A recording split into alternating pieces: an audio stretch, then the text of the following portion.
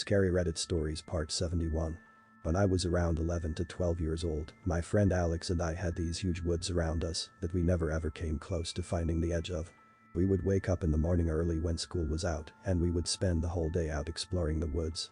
This being the 80s and Alex and I being smart enough kids, our parents had no problem with this. One day we find a treehouse deep into the woods in a part that we have never been to before. Probably about a 2-hour trek from the edge of the neighborhood. It was seriously a kid's dream.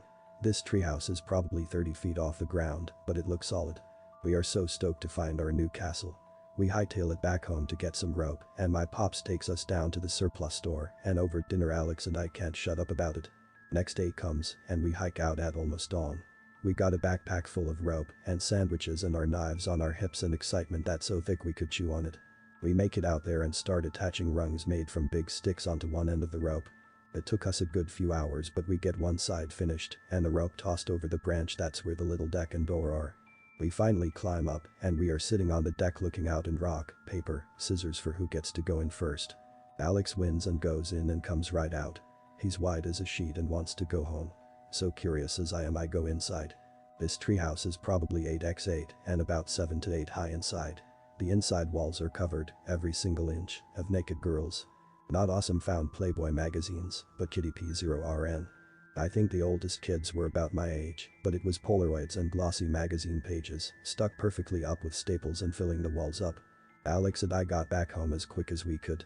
We informed my pops about it and he calls the cops.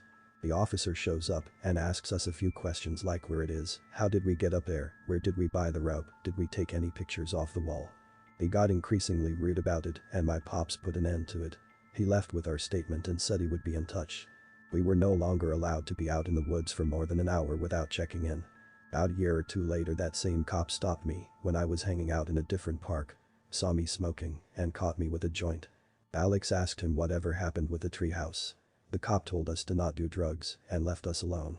In college many moons later, Alex sent me an email saying how he read in the big state paper that officer SH0T himself with his service revolver after his wife found out he was circulating CP. So, it comes to my mind like it came to Alex's that we had found his little CP stash cave. The creepy part came a few months later when Alex sent me another email saying that he went to the estate auction and one of the items for sale was a rope ladder with a bag.